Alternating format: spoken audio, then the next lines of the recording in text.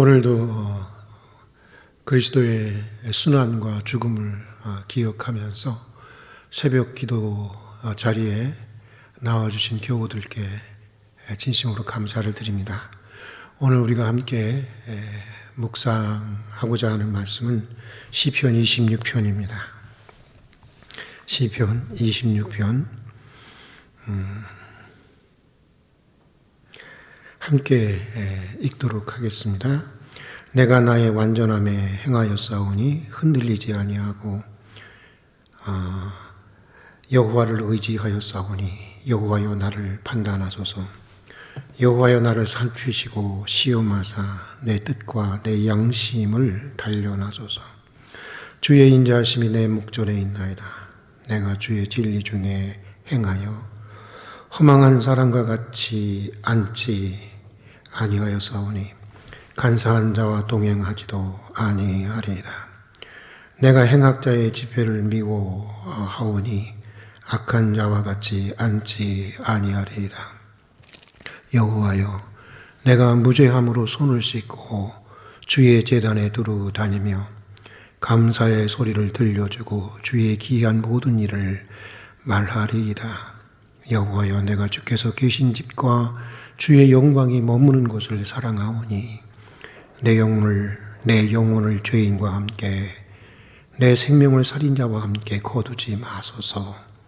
그들의 손에 사악함이 있고 그들의 오른손에 뇌물이 가득하오나 나는 나의 완전함에 행하오리니 나를 속량하시고 내게 은혜를 베푸소서. 내 발이 평탄한 데에 섰사오니 무리 가운데에서 여호와를 송축하리이다. 아멘.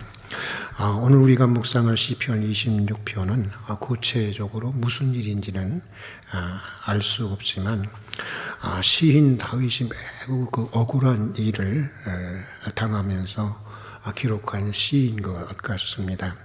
그런데 오늘 시편을 읽어보면 우리도 종종 경험하는 것처럼 다윗 역시 편안할 때보다는 고난을 당할 때 오히려 더 영적으로 높은 수준에 이르게 되었던 것 같습니다. 골이 깊으면 산이 높다라고 하는 이치라고나 할까요? 오늘 시편은 다윗의 높은 차원의 신앙과 높은 수준의 영성을 보여주고 있습니다. 그런 의미에서 오늘 시편에서 우리는 하나님의 사람으로 우리가 어떤 그 수준의 영적 수준의 삶을 살아가야 하는가, 그리스도인으로서 우리가 추구해야 할 영적 삶의 목표와 그 믿음의 모습은 어떤 것인지를 우리에게 말씀해 주고 있습니다. 오늘 시편은 다윗의 믿음의 삶을 소극적인 면과 또 적극적인 면, 이 두 가지 면에서 우리에게 소개해 주고 있는데, 먼저 소극적인 차원에서 살펴보면 오늘 시편을 시작하는 첫 절에서 시인 다윗은 이렇게 말하고 있습니다. 우리 한번 같이 1절을 한번 읽어보겠습니다. 내가 나의 완전함에 행하였사오며 흔들리지 아니하고 여호와를 의지하였사오니 여호와여 나를 판단하소서. 여기 주목해야 할 것입니다. 나는 나의 완전함에 행하려고 했다고 하는 것인데, 여기서 우리가 주목해야 하는 것은 하나님의 완전함이 아닙니다. 나의 인간적인 완전함입니다. 인간이 아무리 노력을 해도 언제나 하나님 앞에서는 하나님의 기준에서 볼 때는 턱없이 부족하지만, 그래도 시인은 자신이 할 수 있는 여건에서 최대한 완전하게 살려고 노력했다고 하는 것입니다. 항상 하나님의 눈앞에서 살려고 했다는 것입니다. 늘 그렇게 주님을 의식하면서 최선을 다해서 살려고 했다고 하는 것입니다. 그에게 허망한 사람의 자리에 앉지 아니했고 간사한 사람들과 동행하지도 아니했다고 하는 것입니다. 할 수 있는 한 최대한 죄악의 자리를 피하려고 했다고 하는 것입니다. 또 오늘 할 일을 내일로 미루지도 않았다는 것입니다. 오늘 해야 할 기도를, 오늘 해야 할 사랑을, 오늘 해야 할 용서를, 오늘 해야 할 구제를, 오늘 해야 할 참회를 내일로 남겨두지 않고 열심히 살았다고 하는 것입니다.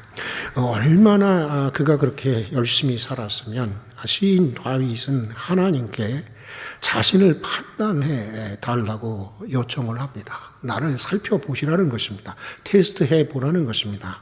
그래서 당신을 향한 충심을 알아달라고 하는 것입니다. 그만큼 최선을 다해서 살았다고 하는 것인데, 오늘 우리에게도 이러한 믿음의 삶이 요구되는 것입니다. 주님의 말씀대로 마음을 다하고 힘을 다하고 뜻을 다할 수 있어야 하는 것입니다. 할 수 있는 한, 여건이 허락하는 한 정말 내 편에서 완전하게 행하려고 하는 그런 정성이 있어야 하는 것입니다. 이 짐 콜린스라고 하는 사람이 쓴 이 좋은 기업을 넘어 위대한 기업으로라는 베스트셀러가 있습니다. 영어 제목은 Good to Great라고 하는데, 이 짐 콜린스가 여기서 주장하고 있는 것은 이런 것입니다. 위대한 것의 반대는 나쁜 것이 아니라, 위대한 것의 실천적인 의미에서 위대한 것의 반대는 좋은 것이라고 하는 것입니다. 무슨 말이냐면 이런 말입니다. 사람들은 나쁜 상태에 빠지게 되면 누구나 할 것 없이 그것으로부터 벗어나기 위해서 열심히 최선을 다하게 되어 있다는 것입니다. 그러나 일단 어느 정도 그 상태에서 벗어나서 좋은 상태에 이르게 되면 사람들은 더 이상 노력하지 않고 적당한 선에서 안주하려고 한다고 하는 것입니다. 그래서 얼마든지 더 좋아질 수 있고 얼마든지 더 위대해질 수 있음에도 그러지 못한다고 하는 것입니다. 그런데 여러분, 기업만 그런 것이 아닙니다. 사실 모든 것이 다 그렇습니다. 믿음의 삶도 그런 것입니다. 믿음의 사람치고 여러분 죄에 빠져서 살려고 하는 사람은 정말 믿음이 있다고 한다면 그런 사람은 없습니다. 그러나 대부분 적당한 선에서 안주하려고 합니다. 예배 생활도 그렇고 봉사 생활도 그렇고 기도 생활도 그렇습니다. 마음을 다하고 뜻을 다하고 성품을 다하고 힘을 다해서 하나님을 섬기고자 하는 사람은 정말 찾아보기 어렵습니다. 아니, 그런 사람들 거의 없습니다. 하나님에 대한 확고한 믿음을 가지고 있는 사람들조차 그저 적당한 선에서 머물고자 하는 경우가 많이 있습니다. 얼마든지 더 온전한 믿음으로 믿음의 생활을 할 수 있음에도 불구하고 그렇게 하는 사람 찾아보기 어렵습니다. 아무리 그 노력을 해도 하나님의 완전함에 턱없이 부족하지만, 하나님의 완전함에 이르기에는 턱없이 부족하지만, 내가 할 수 있는 한 나의 완전함을 행하기 위해서 우리는 최선을 다해야 하는 것입니다. 2차 대전 당시 독일군에 의해서 600만 명의 유대인들이 학살을 당하지 않았습니까? 그런데 이 독일군들이 유대인들을 학살을 할 때 가장 장애가 되었던 것은 독일군 병사들의 양심이었다고 하는 것입니다. 그래서 독일군들이 유대인들을 편하게 학살할 수 있도록 하기 위해서 아주 고도의 심리전을 사용했다고 하는 것인데, 그들이 사용한 심리적인 전략은 32,000명이 수용되어 있는 수용소에 단 한 개의 화장실만을 짓는 것이었습니다. 그리고 화장실을 가는 시간을 하루에 10분씩 2번만 허락했다고 하는 것입니다. 그리고는 하루 일과를 마치고 나면 수용소 막사의 문을 밖에서 아예 잠궈 버린다고 하는 것입니다. 안에는 화장실이 없습니다. 그러면 어떤 일이 발생하겠습니까? 그들이 거주하는 수용소 막사 공간은 그야말로 똥밭이 될 수밖에 없다고 하는 것입니다. 그래서 자고 일어나면 통로고 입구고 할 것 없이 모든 곳에 그 배설물로 넘치게 된다고 하는 것입니다. 그렇다고 목욕을 하거나 세수를 할 수 있는 것도 아니고, 이렇게 해서 인간으로서의 최소한의 자존심도 가질 수 없도록 만든다는 것입니다. 그래서 죽이는 사람이나 죽는 사람이나 오히려 죽여주고 죽는 것이 자비로운 일이라고 하는, 자비로운 것이라고 하는 생각을 갖게 했다고 하는 것입니다. 그런데 이런 일을 당하면서 이 포로 생활을 했던 사람들은 나름의 생존 법칙을 터득하게 되었다고 하는 것입니다. 생존하려면 커피 반 잔을 남겨서 반드시 세수하라고 하는 것이 바로 그 생존의 비결이었다고 하는 것입니다. 증언에 따르면 수용소에는 오전 4시 반이 되면 이 따끈한 커피 한 잔씩을 배급했다고 합니다. 그러면 반 컵은 마시고 나머지 반 컵으로는 이를 닦고 그걸로 뭐 세수를 하고 몸을 목욕도 하고 이렇게 하면서 나는 짐승이 아니다.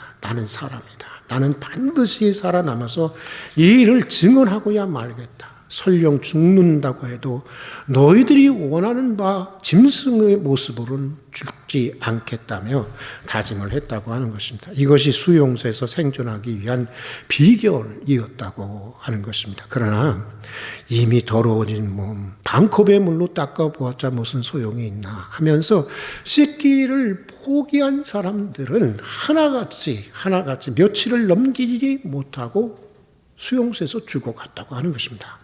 레빈스키라는 이름의 생존자의 증언에 의하면 사람들은 반컵의 물로 더러워진 몸을 씻는 그 행위를 통해서 마음속으로부터 나는 인간이고 나는 살아서 끝까지 저항해야 한다는 이 내면의 소리, 생명의 소리를 들었다고 하는 것입니다. 그리고 그렇게 씻은 사람들 가운데서만 생존의 기적이 일어나게 되었다고 하는 것입니다. 여러분, 어쩌면 전적으로 타락한 우리 인간이 하나님의 기준으로 완전하게 산다고 하는 것은 어쩌면 커피 반 잔으로 배설물로 뒤집어 쓴 온몸을 씻는 것처럼 터무니없는 것이고 불가능한 것입니다. 그러나 그럼에도 불구하고 우리는 나의 완전함에 이르기 위해서 힘을 다해야 하는 것입니다.